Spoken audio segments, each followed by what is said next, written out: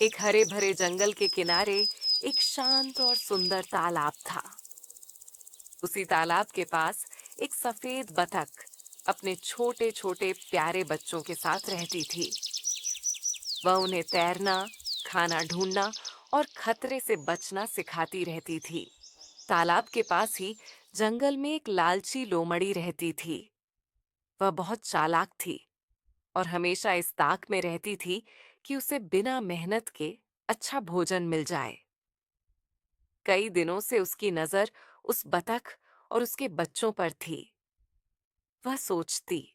अगर मुझे बतख के बच्चे मिल जाए तो कई दिनों तक पेट भर जाएगा। एक दिन लोमड़ी ने एक चाल चलने की सोची। वह तालाब के पास गई और मीठी आवाज में बोली। अरे बहन बतख, तुम्हारे बच्चे कितने सुंदर हैं। क्या तुम उन्हें मेरे साथ खेलने भेज सकती हो? मैं उनकी अच्छी देखभाल करूंगी। फिर उसने लोमड़ी से कहा। बहन लोमड़ी, मेरे बच्चे अभी बहुत छोटे हैं, वे कहीं नहीं जा सकते। बतख लोमड़ी की बात समझ गई। उसने बच्चों को अपने पास बुलाया और बोली।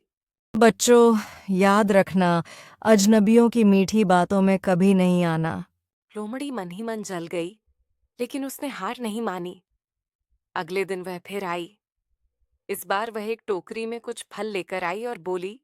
देखो, मैं तुम्हारे बच्चों के लिए फल लाई हूँ। अगर तुम इजाजत दो तो मैं उन्हें जंगल घुमाकर ला सकती हूँ। बच्चे फलों को देखकर खुश हो गए, लेकिन माँ बतख सतर्क थी। उसने कहा। धन्यवाद, लेकिन मेरे बच्चों को कहीं जाने की जरूरत नहीं। लोमड़ी को बहुत गुस्सा आया। उसने सोचा कि अब सीधे हमला करना ही सही रहेगा। एक शाम जब बतख तालाब में भोजन ढूंढने गई और बच्चे किनारे खेल रहे थे, लोमड़ी चुपके से वहां पहुंची। जैसे ही वह बच्चों के पास आई, सबसे बड़े बच्चे ने माँ की बात याद कर ली। वह जोर जोर से चिल्लाने लगे। बतख तुरंत तालाब से बाहर आई और अपने पंख फैलाकर बच्चों के सामने खड़ी हो गई। उसने जोर से शोर मचाया। उसकी आवाज सुनकर हाथी आया। उसे देखकर लोमड़ी डर गई और वहां से भाग खड़ी हुई। बतख ने हाथी को धन्यवाद किया। बतख ने अपने बच्चों से कहा। बच्चों, हमेशा याद रखना, सावधानी और समझदारी ही सबसे बड़ी ताकत होती है। लोमड़ी को अपनी लालच और चालाकी पर बहुत शर्म आई।